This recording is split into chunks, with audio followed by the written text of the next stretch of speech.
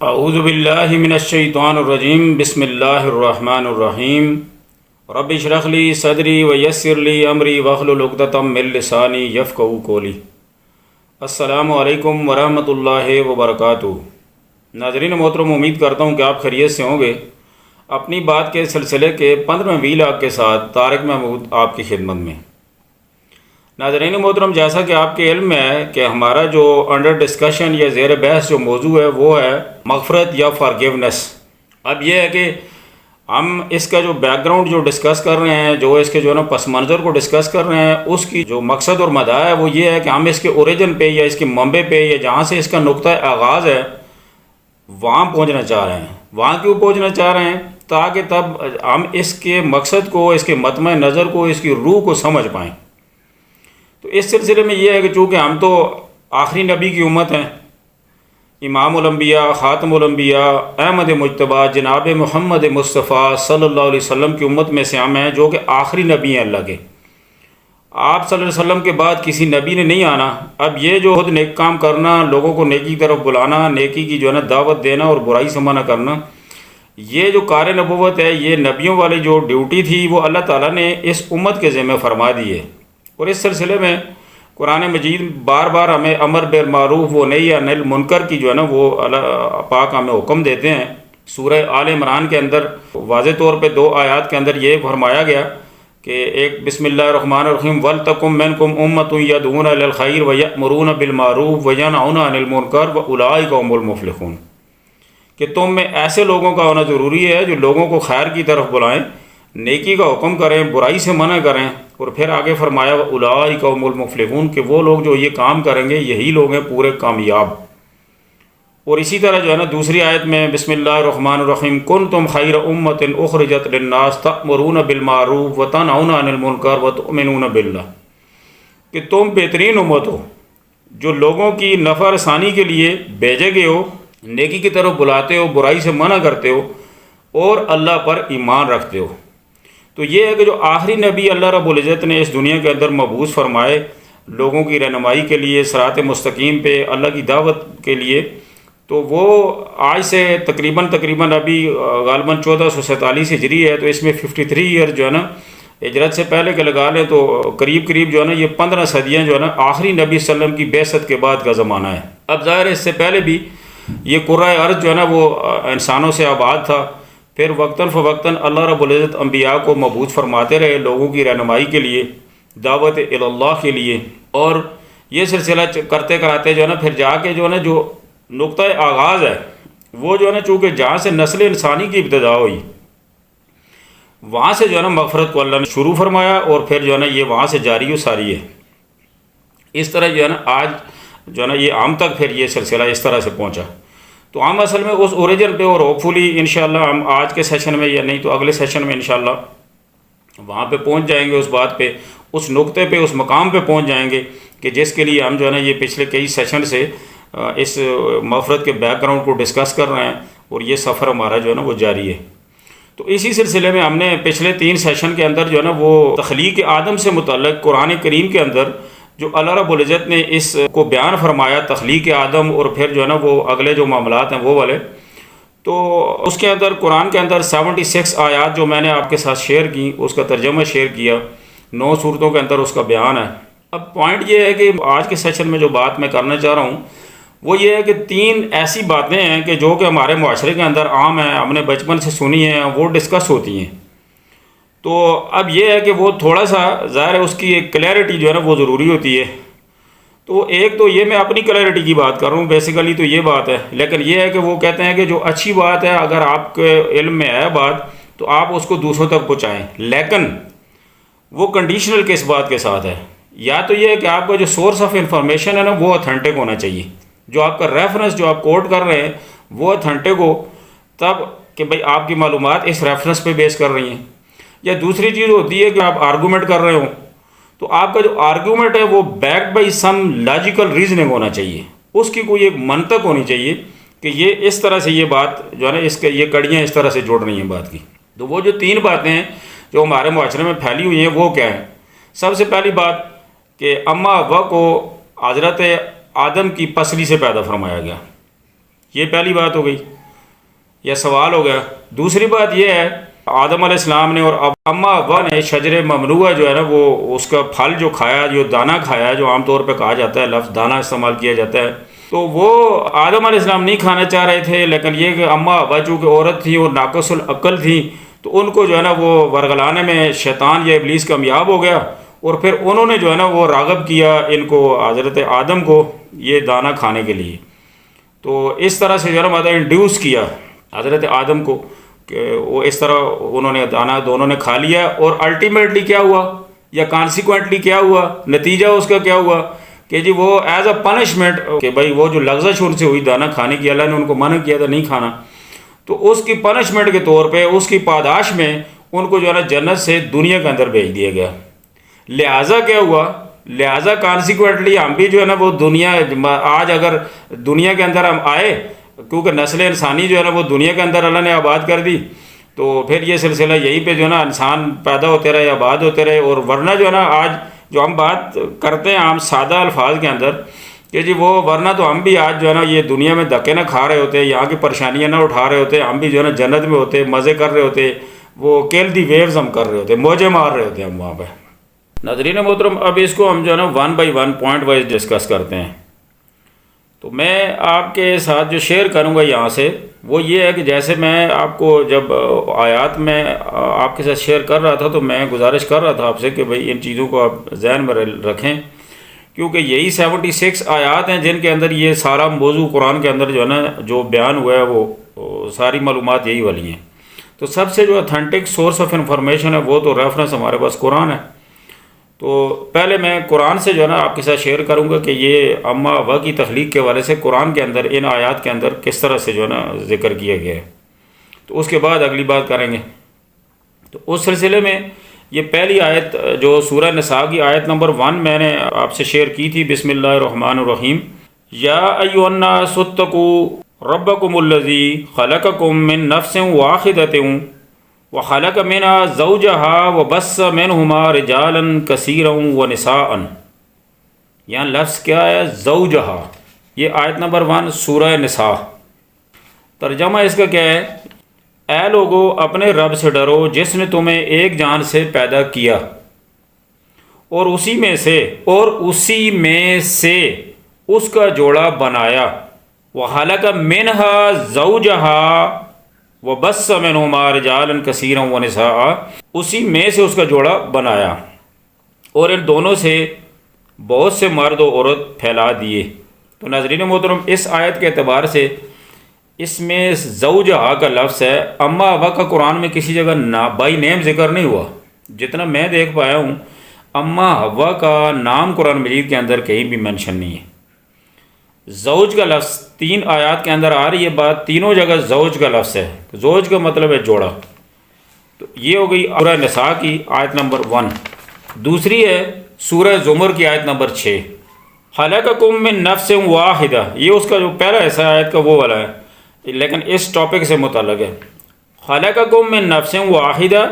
اسی نے تم کو ایک شخص سے پیدا کیا، ثم جعل منها زوجہا، پھر زوجہا زوج کا لفظ ہے، پھر اس سے اس کا جوڑا بنایا۔ سورہ نساء میں تھا اسی میں سے اس کا جوڑا پیدا کیا، اور یہاں لفظ ترجمے میں جو استعمال ہو رہا ہے ثم جعل منها زوجہا، پھر اس سے اس کا جوڑا بنایا۔ تو یہ جو دونوں آیات ہیں، سورہ نساء کی آیت نمبر 1 اور سورہ زمر کی آیت نمبر 6، اس میں اما ابا کی تخلیق کے بارے میں یہی ہے کہ اسی میں سے اس کا جوڑا بنایا، اس میں سے اس کا جوڑا بنایا، لفظ ہے زوج۔ تیسری جو آیت ہے وہ یہ ہے سورہ اعراف کی آیت نمبر 19 نمبر، وَيَا آدَمُ اسْكُنْ أَنْتَ وَزَوْجُكَ الْجَنَّةَ وَزَوْجُكَ الْجَنَّةَ فَكُلَا مِنْ حَيْثُ شِئْتُمَا وَلَا تَقْرَبَا هَٰذِهِ الشَّجَرَةَ فَتَكُونَا مِنَ الظَّالِمِينَ۔ یہ جس وقت ان کو جنت میں بھیجا جا رہا تھا دونوں کو، حضرت آدم اور اما ابا کو، اس وقت کے جو ہے ذکر ہے اس میں، اور ہم نے آدم سے کہا، ترجمہ، اور ہم نے آدم سے کہا کہ تم اور تمہاری بیوی، لفظ کیا ہے؟ وزوجک، تینوں جگہ یہی لفظ آیا ہے زوج۔ یہاں بیوی ترجمہ کیا گیا ہے اور وہاں پہ جوڑا. تو زوج کا ویسے اس کا جو اوریجن ہے عربک سے، اس سے مطلب اس کا جوڑا ہی نکلتا ہے. تو وہ مرد ہوگا تو اس کا جوڑا ڈیفینیٹلی آبویس ہے کہ بیوی ہوگی، اور بیوی ہوگی تو اس کا زوج جو ہے نا وہ مرد ہوگا، خامند ہوگا. اور ہم نے آدم سے کہا کہ تم اور تمہاری بیوی بعشت میں رہو سہو، اور جہاں سے چاہو اور جو چاہو نوش جاں کرو، مگر اس درخت کے پاس نہ جاؤ ورنہ گنہگار ہو جاؤ گے. یعنی کہ دوسرے الفاظ میں جو ترجمہ کیا گیا وہ ہے حد سے بڑھنے والے ہو جاؤ گے. میرے محترم ناظرین، ان 3 آیات کے علاوہ جتنا میں دیکھ پایا ہوں قرآن مجید کے اندر اماں ہوا کے بارے میں کوئی ذکر نہیں ہے، اور بائی نیم تو بالکل بھی نہیں ہے. تو یہ 3 جگہ جو ہے نا اس طرح سے ذکر آیا ہے. اچھا، اب اس میں جو لفظ وہ ہم سنتے ہیں کہ جو پسلی سے پیدا کیے گئے. اچھا، یہ بیسک یہ بات آپ نوٹ فرما لیں کہ قرآن کے اندر جو ہے نا اماں ہوا کی تخلیق کے حوالے سے اس سے زیادہ کی کوئی بات نہیں آ رہی. اب جو پسلی والی بات ہے وہ کہاں سے آ رہی ہے؟ صحیح بخاری کی حدیث ہے 5186 5186، اور یہی حدیث جو ہے نا صحیح مسلم میں کے اندر ہے 8-3468. ٹھیک ہے، یہ میں نے حدیث نمبر کے ساتھ آپ سے شیئر کیا ہے. اس میں ہے کہ اللہ کے نبی صلی اللہ علیہ وسلم نے فرمایا، میں آپ کو عورتوں کے بارے میں بلائی کی وصیت کرتا ہوں، کیونکہ وہ پسلی سے پیدا کی گئی ہیں، اور پسلی میں بھی سب سے زیادہ ٹیڑھا اس کے اوپر کا حصہ ہے. اگر تم اسے سیدھا کرنا چاہو گے تو اسے توڑ ڈالو گے، اور اگر اسے چھوڑ دو گے تو وہ ٹیڑھی باقی رہ جائے گی. اس لیے میں تمہیں عورتوں کے بارے میں اچھے سلوک کی وصیت کرتا ہوں. یہ ناظرین محترم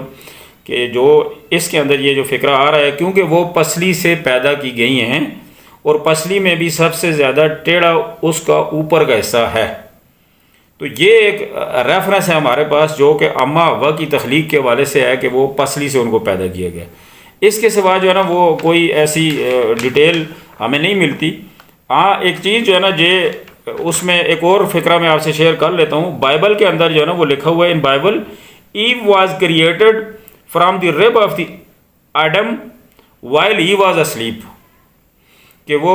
ان کو جو ہے نا وہ آدم علیہ السلام کی پسلی سے پیدا کیا گیا جب وہ. لیکن یہ بائبل جو کہ ہمارے لیے جو ہے نا قابل تقلید تو نہیں ہے، ہمارے لیے تو قرآن ہے اور حدیث ہے. ناظرین محترم، جہاں تک دوسرے پوائنٹ کی بات ہے کہ جس میں یہ بات ہم نے بچپن سے سنی یا ہمارے اس کے اندر جو مشہور ہے ایک بات یہ کی جاتی ہے اس حوالے سے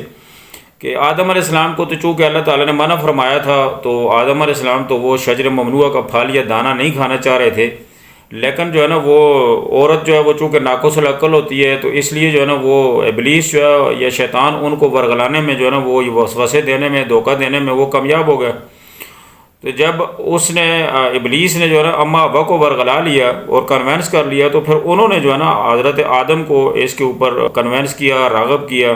اس طرح سے جو ہے نا انہوں نے دانہ کھا لیا، شجر ممنوعہ کا پھل کھا لیا. ناظرین محترم، جتنا میں اس معاملے کو دیکھ پایا ہوں، جو آیات میں نے آپ سے اسی لیے 1 بائی 1 آیات آپ سے شیئر کی تھی، اور میں نے آپ کو یہ بھی گزارش کی تھی کہ بہت سے ایسے سوال ہیں کہ جو ان کے اندر ہی ان کے جو جواب جو ہے نا وہ موجود ہیں. خود بھی اس کو جو ہے نا جب آپ دیکھنا چاہیں، آپ نے دیکھا بھی ہوگا، دیکھ سکتے ہیں. تو اب اس کے اندر جو ہے نا کہیں پہ بھی مجھے ایسی نہ قرآن کے اندر نہ حدیث کے اندر، جتنا میں معلومات بھی کر پایا ہوں جو ہمارے علماء کرام حضرات ہیں ان سے، تو ایسی کوئی بات جو ہے نا کہیں سے اتھینٹک کوئی مجھے انفارمیشن اس بارے میں کچھ بھی نہیں ہے.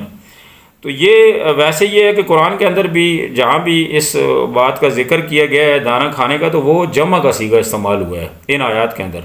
ماسوائے ایک آیت ہے سورہ طٰ کی 115 نمبر آیت ہے، اس میں صرف آدم علیہ السلام کے حوالے سے بات ہو رہی ہے. باقی تمام آیات کے اندر جمع کا صیغہ ہے کہ دونوں نے کھایا. اور اس میں جو ہے نا وہ اس کا ترجمہ میں آپ سے شیئر کرتا ہوں. اور بے شک ہم نے آدم سے عہد لیا تھا مگر وہ بھول گئے، اور ہم نے ان میں ثابت قدمی نہ پائی. تو اس کے علاوہ جو ہے نا ان آیات کے اندر بھی تمام جگہوں پہ جمع کا صیغہ استعمال ہوا ہے. تو قرآن اور حدیث کے اندر یہ بات کہیں پہ بھی نہیں ہے. ہاں، بائبل کے اندر مجھے معلومات ملی ہیں، اس میں الفاظ اس طرح کے لکھے ہوئے ہیں: ایو ٹیمپٹڈ آڈم ٹو یا اس کو آپ کہہ سکتے ہیں ٹیمپٹڈ کا مطلب ہوتا ہے کنونس کرنا، انڈیوس کرنا، راغب کرنا.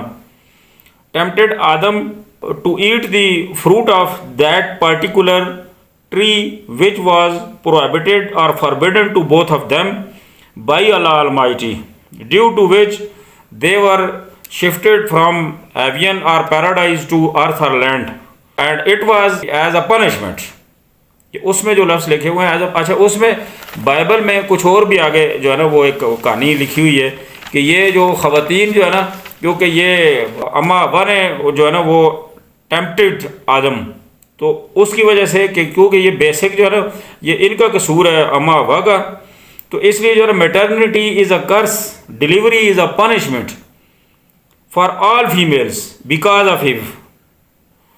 Etcetera etcetera etcetera. یہ اس قسم کی کہانیاں ہیں کہ یہ جو زچگی کا جو عمل ہے یہ جو ہے نا ایک لعنت ہے. دس از میٹرنیٹی از اے کرس، یہ لکھا ہوا ہے، and delivery is a punishment.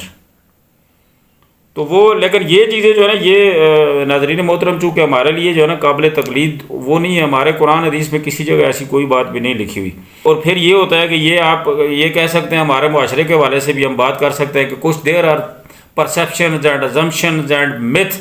اب میتھ جو ہے نا وہ بیسیکلی کیا ہوتا ہے کہ وہ جو ایک